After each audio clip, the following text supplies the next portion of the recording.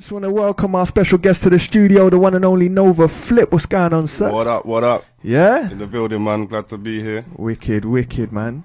Thank you for coming down, bruv. Yeah, man. Thanks for having me, man. Yeah, man. And, you know, basically the way we usually run these interviews, man, we're gonna talk about your career. Yeah. Up until this point, the new projects. All right. We got mad tracks from you, bro. We got might even have a couple that you might not have heard in a long time, man. No, so already. boy, so this is definitely for the heads that may not have heard of Supernova, aka Novar FLIP before, or people that are genuinely a fan of your work, man. They're man. I've been looking forward to doing this still. I've been watching what you lot are doing. It's good look, that even just to reflect, on what I've been doing. I've got this best of coming up, which we'll talk about probably later on, but it's a good time for me to do something like this to reflect on the career and wicked. Yeah, man. Wicked, man. So yeah, let's jump into it, bruv.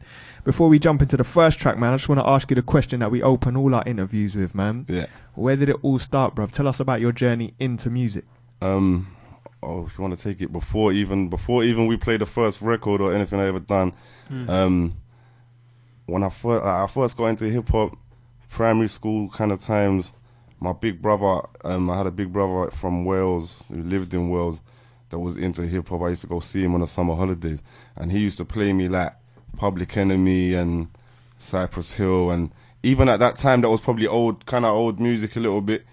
So, but I think I went to stay with him one summer. Yeah. And I came back with a Public Enemy T-shirt he gave me on and went back into school, going into year 5. Yeah. You get me? Like I had a new swag about me. You get me? And my life kind of took that on from there.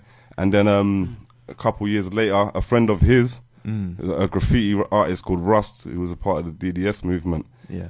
He used to live around the corner from me, and he was a friend of my brother when my brother visited us. And I started going to knock for him, like, yo, what you got for me? Like, what tapes you got for me? Yeah. And then he gave me 36 Chambers. And like from there, it was like, oh, okay. And me and Big Ben from the FLIP movement was at school together at the time. We was at primary school together, and Rags as well. And we heard that album, and it was just like, right, we got wrapped into this thing, and then Snoop come out, and I went back and listened to the Dre album, and I was just getting into all this music. But I think it was Wu-Tang the most, and made us think, right, let's do this thing, like let's start rapping. So we started doing our little freestyles. There was an important moment. My boy Turbulence came around my house. He was like, yo, like we were just thinking about being rappers, but me and Big Ben are there chilling, bumping some tunes, and I had a few instrumentals on CD singles that was out. Yeah. He went, yo, you see if I plug these headphones into the mic socket, and you rap in the left headphone, yo, it comes out of the mic, and he just plugged it in, pressed record on my tape deck, and started freestyling. Yeah. I was like, okay. I hadn't seen him for a few months. And then we just made a tape that day, innit? Like, I wish I could find it. Yeah. And it was pretty much a roll from there. Yeah? Yeah. Sick, man. And I mean, at the time, man, were there any, like, UK artists you guys were checking out at the time? No, not then. I'm saying we were like, I just spun through from being about 9 to about 11 in that little part of the story. But the same guy, Rust from DDS, a few years later, he actually, we went to go and watch the Fugees at me and Big Ben for my birthday. I think it was my 14th birthday. Yeah. My mum bought me and Big Ben tickets to go and watch the Fugees when the Score album was out at Wembley Arena. Wow. And because we were so young, my boy Russ, he had to take us. My mum knew him. She was like, okay, he can take you and look after you. Like. Yeah. So we went to watch this thing. Yeah. Jay-Z was the support act. Right. And Skilo, which I was a little bit taller. Yeah. And Jay-Z just had his first single out, so it's like, right, we're going to our first rap concert and all this. This was dope. Yeah. And I remember being in the crowd with him, and he was like, yo, ain't you been listening to the UK stuff? Like, you don't know about this group called the Mud Family. They live around the corner from us. Wow. You get me? And they just had the Mud Files EP out. Yeah. So I was like, okay. Like, because I always took his advice. I used to take tapes of him. He was like, yo. And by then I bought a few little decks so I could play with records and just mess around. Weren't taking it serious. But he was like, yo, go check out the Mud Family. He's like, there's a shop called Mr. Bungles.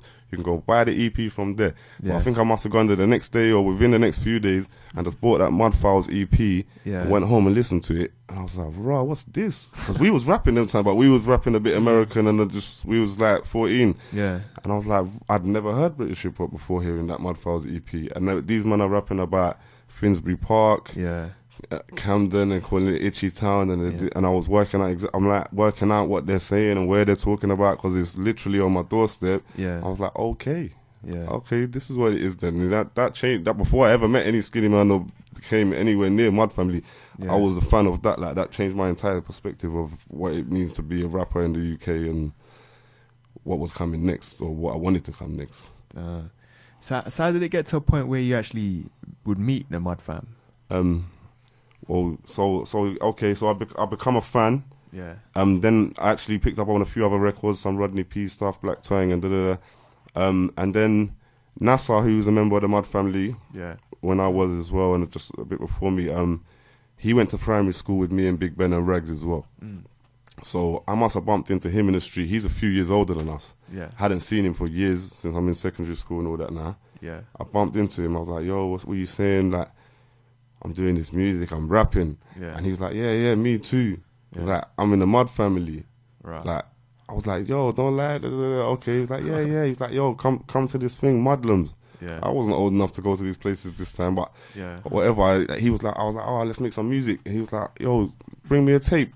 Yeah. Bring me a tape. We'll see what we can do. Like, show me what you're doing. Yeah. So, me, Ben, and Turbulence and a couple other people, we went and made a demo tape or just made our like first songs. And I took the cassette tape to Nasser's house, knocked on his house like where his mum lives. Like, yo, where's Hassan? Is Hassan home? Like, he's not home. His sister was like, no, he's not home. Yeah. So as I'm walking back home, when I didn't get to drop in the tape, I bumped into Skinny Man in the street. Yeah. And I'd seen him once before. Yeah. Once before between that time when I had this conversation with Nasser and him, but I'd never spoke to him. And I see him and he kind of recognized me from that time or whatever. We kind of just nodded to each other. And then I thought, let me holler him back. I was like, yo. I was like, yo, I got this tape for Nasser. You're going to see him? Yeah. Like, yeah, I'm going to see him in a little bit, man. I was like, yeah, here's this tape. And he was like, well, you man of rapping? Okay. He was like, I got a radio show. He was like, I'll bring you on. He didn't even try to listen to the tape. He was just like, he said that straight off the back of, oh, you lot are some kids from around the community. Oh, yeah, I'll help you. And then a couple of weeks passed. I hollered at Skinny on the phone, like, what you saying about the radio show? Did you give Nasser the tape? Yeah. He was like, He was like, yo, yeah, let's book you in for 2 weeks from now. He was like, I didn't give him the tape. I've been bumping it in my car all week. Them ones. Get me? And then, we went on the radio show. And from then, we became a support act. We were called Flip the Script at the time. We became kind of a support act for some of the Mud Family shows that were going on. Yeah. And the main one we did at Subterranea, like a free event, Ram Subterranea, completely packed out. And me and Ben supported Mud Family as Flip the Script. And I think, because this took a little time for that show to actually happen. And by then I've actually been rolling with Skinny a lot, just checking for each other and that. But as we become friends, I don't think he realized I knew them old records, because I never really even had that conversation with him deeply. So when he went on stage after us, I was at the front, like a fan again, like busting all the lyrics. There's a video of it I got on VHS, and I'm like busting all the lyrics. We went back to the crib like a couple of days later watching the video. Skin's like, wow, you know all my bars like that, like, or you know everyone's like Chester's and everyone's bars like that. He's like, you're like, nah, you got to be on stage with us. You know what I'm saying? Like, you need to be on stage when the Mud Family sets on, 100%. You know what I'm saying? And then like from then I was on tour. Damn. I'm saying I was 16 at the time, I think. Wow. Yeah. That's mad. Damn. Maybe he wanted you as like an understudy. Yeah, I don't know. I just think he was like, right, you literally know the lyrics. I was rolling with them I was rolling with him every day anyway, and then and he was more on the thing like, I want to bring in your Flip the Script thing separately. And then when he realized that I was so in tune with what they were doing, like more than anyone was with each other at the time, he was like, nah, you got to be on the stage, like. And then I just started touring all up and down the country, like, with him from then. Sick, man, wicked. All right, well, let's jump into track. We're gonna jump into your single, and then we're gonna backtrack a bit, and then literally up until the point that this come out. This I really don't think I heard for a long time myself. So yeah. All right. We got DJ Ilau on the production.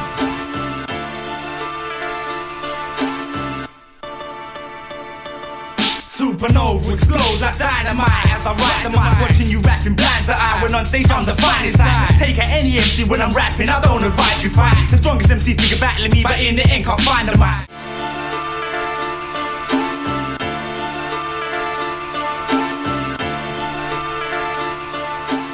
Yeah, man, what a classic, man. Wow. So one question I wanted to ask you, man, what's the origin of the name Supernova? There really was no origin, like, to be honest. Around that time, it kind of comes from the same element of just graffiti writing and all of that, which I was interested in at the time. It's not something I ever got deep into, but just like when we were at school, coming up with a tag name, so I just came up with Nova randomly from whatever reason. And then Big Ben was like, yeah, Supernova. He kind of threw the Supernova bit on there. Yeah. So then I ran with that when I started putting out music and going on radio shows and that. And then like once I started doing all that touring with Skinny that I'm talking about, and we was doing certain little interviews. Yeah. People would ask me this question, and this was early on. I said, "Why'd you name that?" And then I was sitting there with Skinny. We were doing an interview together one time, and he was like, "Yeah, because." He was like, because you see Nova when you're chilling, and especially back then, especially when I used to smoke a lot of weed and I was young and that, he was like, yo, see Nova, he's quiet, he just be chilling in the corner, he might not really make too much noise in the room certain times. Yeah. But then when you see him get on the stage, he blows up, you get me? He blows the thing up. So, and that's a Supernova, you know, he's a star that is small and then suddenly boom, you get me? Yeah. So he was like, he said he broke something down in that one interview that I always carried on ever since. So I was like, actually, that actually does relate to my personality and what I do with this music. Wicked, man. That's massive, bro. So that first single we played, right, like you said, was the official first single off Kemet Entertainment. Yeah. And I mean, for those people that are listening who might not be familiar with Kemet, they're basically the label that released a lot of Kalashnikov's classic records in the 2000s, man. And you were basically the first artist on that. Yeah. So how did that come about? That come about from me around that same time. Me and Big Ben again, going on DJ Disorder show on HFM at the time. Yeah. And we went on there, we just done a random interview about being new rappers and being young and trying to get in UK hip-hop and that. And we sprayed some bars. And they'd heard it. I was like, okay, we're setting up this thing. Would you like to put out this record? Or put out a record or talk about it? And I was like, okay. At the time, I was still rolling with Skinny. We were planning to set up a label for the Mud Family and put out Mud Family projects and then put out solo projects for all of us. Yeah. But I was kind of waiting to see what was going on with that. So first thing I did was I went back to Skinny. I said, yo, I've been offered something. What do you think about it? What's going on with our thing we're trying to build? And he was like, yo, you might as well go with that for now, right now. Like, you might as well, if you got an offer on the table. So I ended up putting that out. That ended up coming out before I ever featured on the Mud Family record. Oh, wow. So that was like literally my first official thing that ever came out before In the Park and the other things I featured on with Mud Family members. So we just put it out. Like they took me to go and meet with DJ Ill Out, put me together with the producers, with the producer, and I just wrote it and put it out. And I don't know, like listening to it now, I sound like a different rapper. That's mad. I ain't even listened to that in years. Yeah. I think I had a lot of influence from people I was around at the time. I sound like someone else. I hadn't really found myself yet, so I don't really like listen to it. But a lot when I posted I was gonna do the show today on Facebook, people was like, yeah, I want to hear that, and you know what I mean. Yeah, so it's definitely people still like it, and it's got a place in history. Yeah, you know what I mean. For real, bro. That's definitely. It's about the classics, man. Yeah, definitely. That's what I'm saying, bro. So moving on from that track. So you dropped your a solo release on Kemet. Yeah. And you're just about to go in the studio and start recording with Mud Fam. Yeah. Yeah. So was you officially a part of Mud Fam at that point, or? I was, but it was just a thing. It was just a family thing. Like we're all together every day. And Skinny was like from early, like from before that, like you're a part of Mud Family. But we hadn't really made music like under that banner at the time, and then a little bit after, or maybe actually even a little bit before, but it was all around the same time. We started making an EP.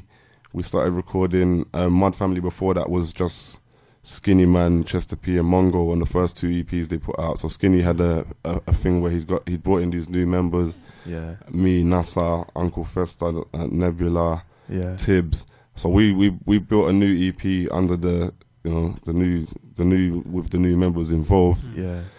And it grew, right? I mean, it grew from it was a good time, right? It was definitely a good time for like us being active and being out there, because we put out a Mud Family EP, and we toured a lot off of it. We got it popping. Like it was a different era. We was touring, and we had a website. We had mudfamily.com, and we was getting 50,000 hits a month, and all of that. But there was no infrastructure, YouTube, and all these other things. That was just because that was the site to go to, and there probably wasn't the same ways of listening to music. But we were selling vinyls from there. We had the T-shirts out. We was touring. We was doing a lot for that moment. Yeah, definitely. Man, and were there plans to obviously make the Mudfam album after that, or? There was definitely, there was 100%. There was plans to make the Mudfam album before that, before I came into it, and life gets in the way sometimes. There was plans to put out, at the time, there was plans to put out that EP and then do a solo single from each member. Wow. And I'd already had a solo single out. Out of all of the new people. So a couple, like Chester and Task Force had things out. A couple other people had things out. But I'd already had a solo single. When I had that conversation with Skinny, he was like, go with this label. He was like, do 3 records with them. He was like, don't bug them about money. He was like, do 3 records with them and then talk to them about money. And he was trying to give me advice about mistakes he'd made with labels he'd dealt with. So I did the first record. And then by the time it came round to me to do the second record and I'm talking to him about things again, he was like, you done your 1 free record now. We got now we put out the EP by this time. Like, you done your 1 free record, you might as well do the second record here, and we'll look after it properly. And then Tutu's within that amount of time. So Kemet's on my phone. Like, are we gonna do the second record? And I was like, you know what? I'm gonna keep it in the family because we're building this thing. And that's when they started putting out the Kalashnikov stuff. Which was a good look, but for me at the time, I made a decision just to keep it in the family. I was just like, I got to keep it over here doing this Mud Family stuff. And around the time, unfortunately, Skinny went jail. So it all kind of went downhill. Like, it went from, we had all these plans, and Skinny being the head of all of that. It weren't happening no more. Man, that's mad, bro. Blow. So basically, so what you're saying? Had you committed to Kemet, there might not have been a Kalashnikov. Like in terms of the releases and that. I don't want to say that. No, there would have been a Kalashnikov regardless, because Kalashnikov's first record the first record I heard, Dago Mentality, came out on a Wordplay. Was it Wordplay or something like a compilation album? And we was on the park them times just doing our thing. Around the time we put out the EP, and we had that CD. Someone the label probably gave that CD to Skinny, and we was playing that off the little boombox. And like, out of the whole CD, that was the one song we were just bumping, and we didn't know him. We was like, this is crazy. You know what I'm saying? And even them times when I was still in touch with Kemet a lot, I do remember them phoning me and saying, what do you think about Kalashnikov? I said, he's he's the one, So I remember being 100. I remember being at Kung Fu back in those days, bro. And they played that track and just shut down the whole venue. Shut it down. And he never done no shows them times, because I met him around them times. And Leo, who was running Kung Fu, came up to me and he was like, someone wants to meet you. This was actually outside the forum. They were handing out flyers for Kung Fu. And he said, someone wants to meet you. And he's like, this guy Kalashnikov. And he brought him. I was like, he said he heard the B-side, he liked the B-side to that when Supernova Explodes record, the All I Need record, and he come up to me, he's like, I'm feeling that record. So he'd been paying attention to HFM and all that and listening. He was like, I'm feeling that record, man. I was like, I'm feeling Dago Mentality, and we embrace each other and all of that. And then I think the next time I saw him, that I remember, was at Kung Fu backstage, and he was booked to play. And he come up to me, he's like, I'm nervous, I ain't really done no shows before. And he was still doing, he's like, I was like, you're gonna kill it, you know what I'm saying? I watched that. And then we were just vibing, and he started rapping to me, and he rapped my whole verse from All I Need to me. And then I rapped his verse from Dago Mentality back. We had a little moment, you get me? You know what I'm saying? And I think that was still before he done the Kemet stuff. And then he come out and done that, smashed up the thing, like, the whole crowd knows it already, you know what I'm saying? It's a different way to come out. Damn, that's massive, bro. Wicked, man. So should we jump into another track, bro? What have we got lined up, Tom? We've got this one with Skinny, because we played in the park the other day. I know we've been chatting about it a bit, but so we're gonna go into Nuff Things. We're gonna go into Nuff Things. Well, this relates to the same element of the time of In the Park, because we wrote In the Park when Skinny went jail. But this one here, I'll talk about it more. I wrote this and recorded this and released it on white label all while Skinny was in jail. And I remember Itch FM played it for the first time. Yeah. And then I went up to Pentonville. Yeah. On Caledonia Road, and I shouted at him through the window because we used to be able to talk to him. I was like, yo, you hear the thing? Yeah. You get me? Because I say in the bars, yo, we just waiting for Skinny to get out the Ville. Yeah. And he was like, yo, I done 100 press-ups when I heard that done. Like, yeah. Sick. So yeah, this was us just putting in our work when he was gone, like we ain't going to waste time. Nice. Wicked. Yo, Supernova, flip the script, mud fam, mud life, yeah. We got Mosey in the house right now. DJ Flip on the 1s and 2s. Self-destruct, they're back but come through. PM dropping gems, show you how we do. Boy, I came to party. The Facios was looking at me. When you're a rapper, started thinking about jacking. Yo, I'm ready for the boys to come over and start asking us, what you wanna do, blood? What you tryna do, blood? What you wanna do, blood? What you tryna do, blood? Tough tune, man. Man, so tell us about the journey up until your first solo release, man. How did that come about? The first album? Yeah. Well, yeah. So between that first solo record, the Mud Fam record, and I put out that 12-inch we just played. I did a few more 12 inches. I did a bunch of features. I featured on Foreign Beggars albums. Yeah. On tracks with Skribz and a bunch of stuff. I got involved with the Peace Not War movement. I was just building and doing my thing. I never been one to not do stuff. Yeah. Like, especially like if you look at the Mud family members and all that, I've always put out music. Yeah. Like, regardless. I don't think there's been many years that I haven't put out a project. In the early days, at least a single. In the later days, at least a mixtape or something. Yeah. So time had passed. I was trying to get together, making my first album. Skinny had just put out his first album. Yeah. I was being managed by DJ FLIP at the time, who had just managed Skinny and brought him to the success he was doing, or been involved in that process. So he was managing me. We made an album. Yeah. We didn't have a label to put it out. Yeah. We were just making it, and then we was going to take it to people. Right. And then once we finished, I think just as we finished, like his hard drive crashed before we mixed and mastered it, and we lost it. But we had a bounce. So we thought we'd take it around. Yeah. I think we gave it to Kemet. We probably did at the time. We gave it to a few people, whatever. Yeah. Nothing really came of it. And then I think randomly, just like 6 months later, Kemet just gave me a phone call. Yeah. Years later, after all that time when I was saying I wasn't going to put out the record with them years before, they're like, okay, so what you saying now? Yeah. Because now they'd put out the Clash album. Yeah. They'd built up the label to something serious. They're like, okay, so we're putting out albums now. Yeah. We want to put out your album. Sick. So I was like, and at the time I did actually have another guy wanting to put out my album, but he didn't have a track record. He had a bunch of money to spend. Yeah. But he didn't have a track record, and I was kind of almost in a verbal thing that I was going to do something with this guy. Yeah. And then when they came knocking, I thought, like I trust these guys. I got a relationship with them. Yeah. I know they're serious. I know they know what they're doing. Like with the avenues. Right. I thought it only makes sense. Yeah. So I said, I went to see DJ FLIP. Yeah. I said, these guys want to put out the album. He said, okay, let's do it. Draw up the contract. Let me look at it. Yeah. Let's go. And we basically went back, me and DJ FLIP basically went back to the drawing board and remade the same album we started with. Yeah. But when I say remade, like, I just mean it had the same title. It was always called From the Beginning. Right. But there's a whole nother From the Beginning that never came out. That's really the beginning. The one we lost, I think there's only one song on there that stayed on the same beat, the same. Like, so we just went back and made a whole way better album. Yeah. So it was probably for the best. That's crazy, that will happen. Man. Things happen for a reason. You get me? Yeah.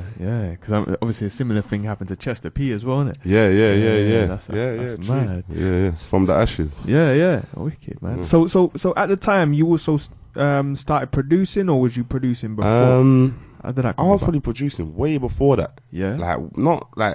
I wasn't probably producing much of my own records. I was just making beats. On my I put out a mixtape. I put out 2 mixtapes in the mix of all of this. I put out a mixtape after my first record called Explosive Music Volume 1. Yeah.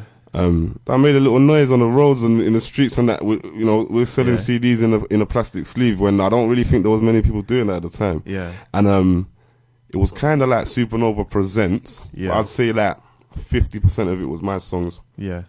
And then the other 50 was like I had day-to-day basis on there before it came out properly. Yeah. I had a Foreign Beggar song on there. Yeah. I had the infamous song from Mongo dissing Black Twang. Yeah. That was on there. Yeah. That caused some weird reactions for me, but it's all love and family now. It done kind of good, that mixtape. That was done all right. So because I remember that, man. That was a weird beef. Like, I was just like, wait, man's taking shots at Twang, like Twang. Yeah, they'd have to explain that. He replied as well, though. People don't know that. He really? Replied. Yeah, there's a song called The Beef Stop on the Rotteners Club. Oh, is it? Yeah. Well, I'll have to check that one out again. Yeah, man. he replied. Damn, wicked, man. So we're gonna quickly jump into one of your collaborations, man, before we get into the album stuff. Yeah. Because I know Tom's been itching to spin this one. Right. So this is a track that you did with Skribz. Yeah. Shout out my boy Ed Skribz. Oi. Yeah. You know how proud I am when I see this guy what he's doing right now. You know, Yeah. I'm a comic nerd aside from everything else. Yeah. I tweeted this the other day. I said, yo, do you know how gassed I am to see Skribz or even anyone I know and work with in an X-Men movie? Yeah. Are you mad? Deadpool. You get me? Yeah, and he tweeted me back like, yo, love, you get me? Like, boom. I see you lot done an interview with him the other day, innit? Yeah. I saw you post that. I need to listen to that. Yeah. Damn. Cool. Let's go. Idols. So where you from? United States. You think you're boss when you come to London town? Your skills just ain't passing. Silence. Your skills just ain't passing. Deaf at hip-hop. So where you from? United States. You think you're boss when you come to London town? Your skills just ain't passing. US acts come here to wank us off. I ain't having it. I wanna let some anger off. Yeah, man. What a big track, man. Idols. Yeah.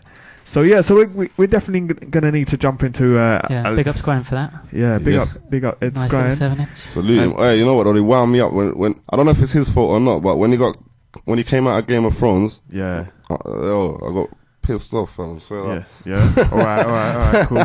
Cool. shout out to all my Game of Thrones watchers, Yeah. and viewers. Get me? Yeah. Cool. So we're jumping into the album now, man. So the album came out on Kemet.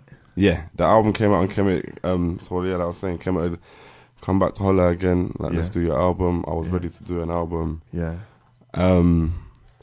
We remade the album, or we got to the point where the album was nearly finished, and we was just trying to find. We were planning 3 singles, and we was just trying to find that right first one. Yeah. And at the time, I'd worked with Joe Buddha, I'd worked with C Swing and some producers that were around in the scene at the time. Right. And I hadn't really we just hadn't found that single that we wanted to start with. And then my boy Snell, he met Show and Prove in Brighton, who we knew for a mutual friend. Yeah. He'd Show and Prove, like, I'd put out the Baby Blue record. Sometimes he produced the Baby Blue record. Sometimes it just come out. Yeah. He's like, okay, I've met this guy. He done this record, which I had heard. I was like, okay, that's dope. Right. Tell him to send me some beats. Yeah. But he hadn't done that much at the time. Yeah. We linked up. We made a few records, and then after we made our first few, he gave me a CD. He said, yo, I was living with Wordsmith at the time. We were staying in the same flat, and then Show and Prove said, yo, take this CD. You listen to it as well, but give this to Wordsmith for him to listen to some beats. Right. I went back to the crib. I put it on straight away. The first beat was the instrument, was the rapping. Yeah. So I just wrote it right there, and then I didn't even let words Sick. get a listening before I'd already written the chorus and the first 2 verses. Yeah. But if you listen to it, all the ad-libs are Wordsmith on the actual record. Okay. So I ended up putting him on it anyway. Way to make a track yours. Yeah, but and then when I got it back to the label and all of that, they was like, yo, and I was kind of like, in my mind, I was like, this is the intro, this is the start of the album. Yeah. Supernova, the way I started, like, this is the opening. Yeah. And then they were like, yeah, first single. I was like, okay, yeah, 100%. Wicked. Nice. Let's jump into it. Supernova, FLIP, man can't rep this like me, explosive. Blood, I'm repping to the fullest like I'm destined to reach for the top from a stepping, no question. I'm the answer for this scene's depression. When flip the scripts here, we come for blessing. So that was Reppin' the debut album, man. And then so we jumped into you got the second album after that, which was No Favors. Yeah. Yeah. So was that on the same label, or was that? No, I put the second. There was maybe a couple mixtapes and projects in between, but this was the second time I said, okay, yeah, I'm gonna make a project, and it basically came about. I went to uni. I said, you know what, yeah. DJ FLIP weren't about managing me no more. Yeah. The label, Kemet wasn't popping no more. Things had changed. The whole game had changed. Grime had come through. Yeah. Different music's popping. So I said, you know what? I'm just gonna go to uni. Yeah. And study music production. Right. And this goes back to what I didn't finish saying before about how I got into music production. But this is how I got deep into it. Yeah. I said, I'm just gonna go uni, learn how to mix and master, so I don't need no one else to mix and master my own music. Yeah, yeah. I was already making beats for fun. Show and Prove had shown me how to use Reason, and I'd already had an MPC that I used to mess around with. Yeah. Farmer G had shown me how to use bits of that back in the day, a few other people. So once I was at uni, within the first year, and I'd learned how to do so many techniques, I was like, and I got all these beats sitting there, I was like, oh, you know what? Let me just make, I was making all these songs anyway just for fun. Yeah. I was like, oh, let me just choose 12 of these and just put out an album. Yeah. And actually, now I'm kind of launching Flip Life Records at the moment. Yeah. But that was actually the first record on Flip Life Records. And it came out, I did establish Flip Life Records with that release. Yeah. But I just didn't promote it as a movement at the time. Right, So I just said, I'm going to make an album. I'll make all the beats. Yeah. I'll do all the rapping. Right.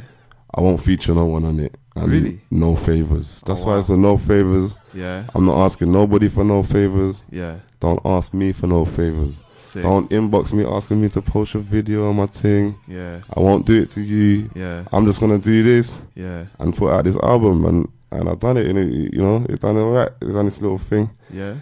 And we put out the main single, These Waters. Yeah. Which was, I also said, you know what? I'm just gonna make my own videos. Yeah. So I just bought a camera. Yeah. My boy Danny Bones came and filmed it. He'd done a bit of editing before. He filmed it and edited it in my house. Yeah. We filmed it in Camden Lot, then he edited it in my house, showed me how to use it. I thought, okay, the next one round I'm gonna edit myself. Yeah. And that was the start of Flip Live TV. Wow. So there's no favors. Yeah. Yeah. Sick, man. Alright, cool. So let's jump into the single that you were talking about. So this is These Waters. Nice.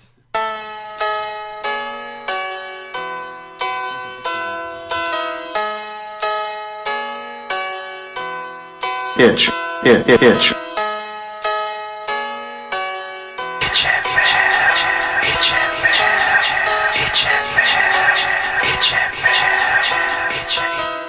Just like I predicted, we're at the point of no return. We can't go backwards, and no corners haven't turned. I can't control it, if I sink or if I swim. 'Cause I chose the waters that I'm in. Yo, it's just like I predicted. In my life as I've lived it, love turns to hate and ends up violent and twisted. Yeah, man, that was a big track, man. Yeah. Yeah, wicked. Cool. So after you done that project, man, so what happened next? What came after that? So I did that. I kind of randomly did that because I was at uni and I'd learnt these things and I thought I want to put something out. Yeah. And then that was like my first year uni, maybe the start of my second. Yeah. And then over that time, me and Show and Prove have always still been working through that time. He started being way active in the music game. Yeah. Me and him actually, he'd set up a studio in North London. I'd called him for some advice. I called him and his studio business partner Barry Knight at the time for some advice, saying I'm thinking about setting up a studio. Yeah. And they was like, oh, why don't you come in on our thing? So I ended up being a partner in Show and Prove studio, and we was just making music, and I'd had all these songs. But at the time I was still at uni. Right. So I was like, okay, I'm going into my third year now. Yeah. I need to make my final project for my BA in my third year. Yeah. And I was like, okay, so what I'm gonna make? I'm gonna make an album. I'm gonna put out an album. And I thought, what do I have? I said, I've got all these Show and Prove songs, so many of them. Yeah. So I'm just gonna make a whole album with Show and Prove songs. Yeah. Yeah.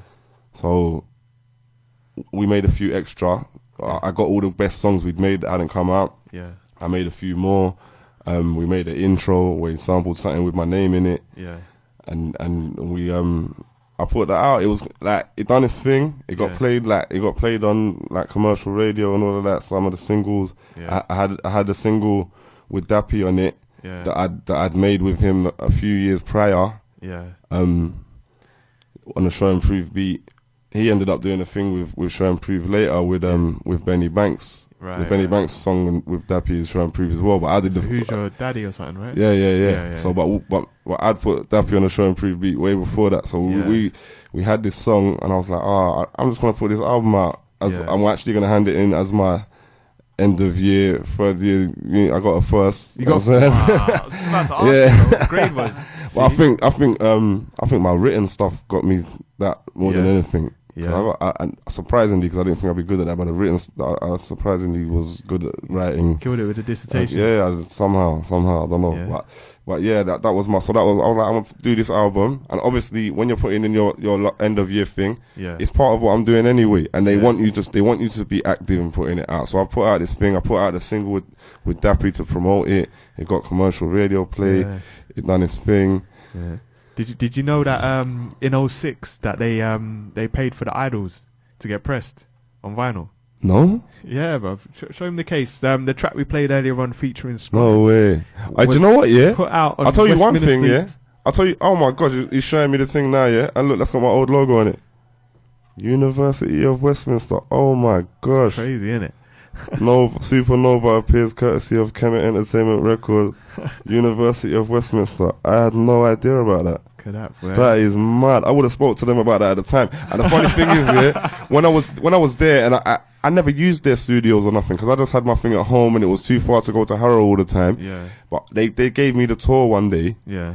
And I did see DJ Moody stickers all over the place. And I see Mr. Tibbs stickers all over the place. So I was like, alright, the man never been here. They put in their thing. Yeah. Wow, that's amazing though.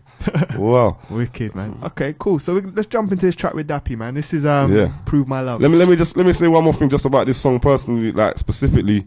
I wanted Dappy to be on my album from the beginning. Yeah. Someone had given me a CD of a crew called NW1 who had just changed their name from the Liquor Rinsers, and they said, yo, listen to this CD, these young kids from around the ends.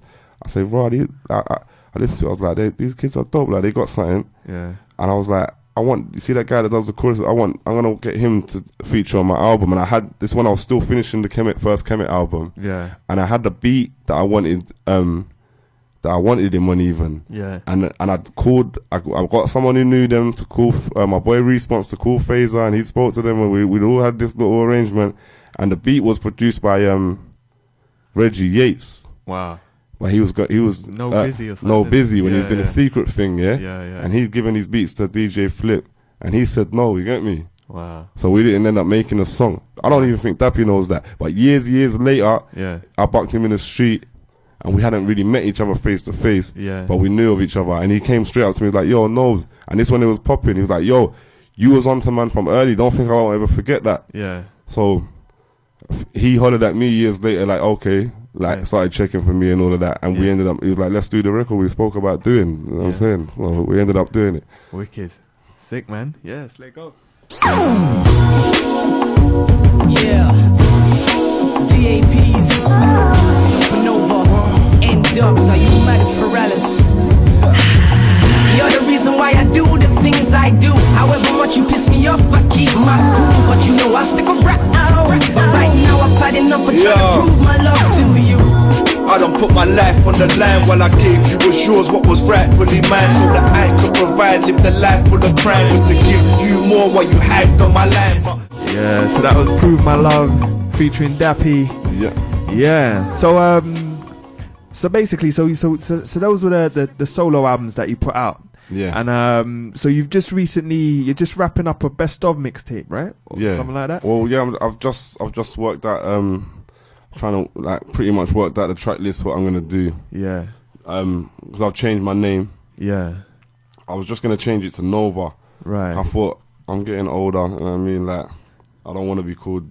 Like Supernova sound too much like a superhero and all that. I'm too old to be a superhero. Yeah. So I was just gonna say, it's just Nova. Yeah. But that's what everyone calls me around the ends. That's what people call me. But then I thought, Nova, there might be other Novas out there. So I thought, okay, Nova FLIP. That's actually just my name on Facebook. Was that for years anyway? Nova FLIP. Nova, my name. FLIP, the family name. Yeah. And I was like, actually, I'll just run with that. Yeah. You know what I'm saying? I made a new logo. Yeah. I thought I want to revamp and relaunch. Yeah. So I kind of changed the name, and I thought, let me do a best of what I've done so far. Yeah. To show people. So the project's gonna come out. It's gonna be called The Journey. Right. And then in brackets, a best of Supernova collection. Right. But under the name Nova FLIP. Right. And that's coming out on the label because you're launching a label now, right? Officially. Well, that's coming out under the label, but that's probably gonna be a free download. Yeah. And then I got another project that's gonna come out. Or a product. Yeah. I'm not even going to go into it too tough. I got a product that's going to come out alongside that. People are going to be able to buy. Yeah.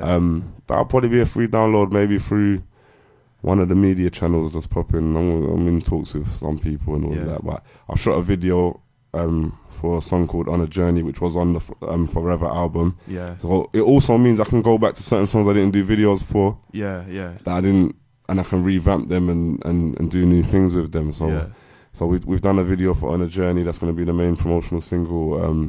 It might not come out till the end of the year. I'm not sure. It's going to come out though. It's going to come out as Flip Life Records presents, Flip Life Records and UK Runnings presents probably, and DJ Trickstar is going to mix it. Yeah. And probably host it, and yeah. It's gonna span through my career as we have done today. Sick. Yeah. Nice, man. And also around that time, you've got a new EP as well. Yeah. The Hooligans back. The Hooligans back. So that's more what we launched with the label. I never actually released the EP before my whole career, and I think that it used to be an EP thing, but just before I kind of came around, we done the Mud Family EP because people were releasing vinyl, so it was a short, a few songs. Yeah. Once I started putting out a lot of projects, it was kind of already into the mixtape era. Yeah. So I was putting out 25 track projects, or 14 track albums. So I never did an EP. So I thought, now the way the game's changing, first project under the new name, I'm gonna launch it with an EP. And it kind of came around because I got asked to do a song for a football hooligan movie called White Collar Hooligan. Yeah. White Collar Hooligan 3. I did a song for White Collar Hooligan 2 as well. Yeah. But when they came back to me for White Collar Hooligan 3, I was like, I really like this song that I've made for this thing. Yeah. Let me make it into a project. Yeah. I got some other songs I was sitting on that fitted in with the vibe. Yeah. I said, let's launch this label because I just wanted to launch this stuff. So the plan is to put this out, and then we're gonna have EPs. We're gonna have an EP from Reg Sweet Jones. Yeah. We're gonna have an EP from Yayo, and we're gonna have an EP from Big Ben. Yeah. All coming I would like to have all of those three out this year, but I'm not gonna. Yeah. We'll see, innit? Yeah, man. I'm looking forward to the Big Ben one, man. Saw him the other night, so I want to shout him out, definitely. Yeah. He says he definitely want to, at some point, we're going to have a whole Flip Family freestyle session. Yeah, definitely. He could do his own episode as well. But Big Ben's things, his EP's probably done. I just ain't heard it yet. Yeah. I've already heard some of it. He's had the EP and Good Food Rap 2 close to done for a while, but he don't want to put it out for no reason. Yeah. So I'm trying to just help and put things into perspective that there's a channel to put it out through. Wicked, man. Cool. Yeah. Going back to that White Collar Hooligan, you're in a white collar right now. Yeah. Are you trying to get into the role there? Yeah. I was actually in the movie. I was in the movie White Collar Hooligan 2 for that split second. I had a little extra role. Yeah. That was actually coincidental, but let's roll with it. It is, man. But so we're gonna jump into the a live performance. Yeah. For those that obviously for fans of the show, man, that love to hear the live raps, we're gonna drop the intro, I think, to this. Yeah. To this EP, man. So Tom's got the instrumental lined up. This instrumental right here, yeah. Yo, let me sip this water.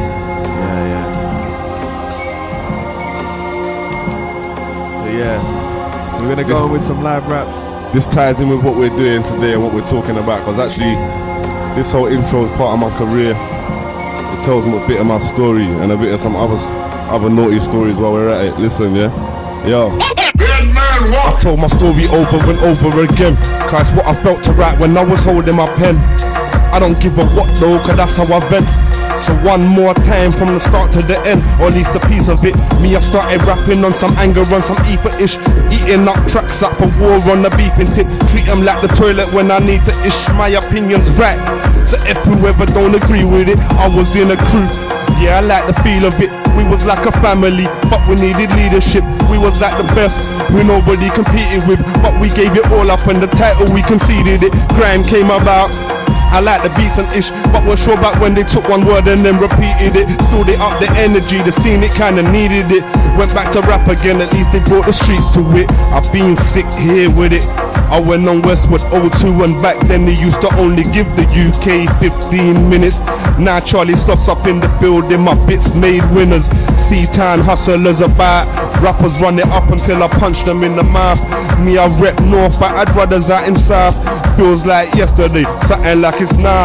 I had the station that really made this all possible in my bedroom.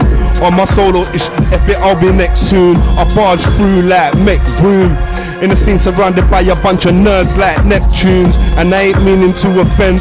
Some of those I'm talking about are people I respect. I be pro-green over ish that he had said, but felt for him when he got wet up in his neck. The snitching thing ain't me though, Taras. If it know my problems there, I'll leave them in the past. That one over music high, but that was over road.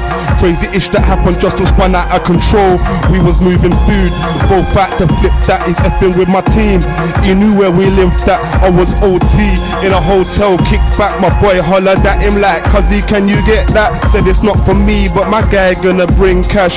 It went wrong and then my boy got kidnapped. They was both middlemen, me I wasn't in the ends, I was up in Nottingham, in Joe Buddha's crib again, working on my album that I called from the beginning. Then the next 3 days was like a movie I was living in. Me and Response out to steal or borrow, to make sure our brother lives and that we'll see tomorrow. Fighting on the rocky road like I'm Creed Apollo, and everywhere we're driving now we're being followed. U-turns waving at police, kinda ish that happens when you stay up in the streets. So we got the P's, about to take it to these peeps, hoping that they'll let him go, awaiting his release. They let him go, him and Green got shift. I was in the wind, F talking to the pigs. Green was vexed later, should they held his lip, but instead he dropped the track, talking something about, yo, what? Are you serious? Can't believe my ears or if I'm really hearing this. So I went back at him like, yeah, it's on now. But really we were just angry cause we all lost that. There's more to the story but nah, it's long now. I spent too many bars already, let's move on now. Next we move to Brighton, caught in too much fighting, letting loose on any fools that's hyping. Robbing yards to eat and shotting bars of trees was kinda easy without having hot heads after me. I had the U on the way, went back to the ends. I'ma be a father now, ain't messing around again. I'ma build my family home that's better now for them. Still my life turned then and went all round the bend. For a minute it was more pleasant, still ended up around more hype, more weapons. Through mistakes made though I learned more lessons, trying to find less hell and more heaven. Yo, now I'm losing options and the music's flopping. When trying to go back to the shot and nah, I truly wasn't. So I told them that I'm falling to pieces. In a track I called a prayer or a calling to Jesus. Couple years let down and never saw no releases. So I made no favors and ain't record with no features. Then I made Forever with all of my peoples, and some artists I respected that I saw as my equals. Now I'm still grinding to tell another tale, building for my fam and for my enemies to fail. Had a lot of fun and pleasant memories as well. Touring on the road, my brothers fresh up out of jail. And now the best is the Flip crew, cause they ain't really doing what the Click do. But I'm out cause I gotta do a quick move. So I guess I'll have to leave this to be continued.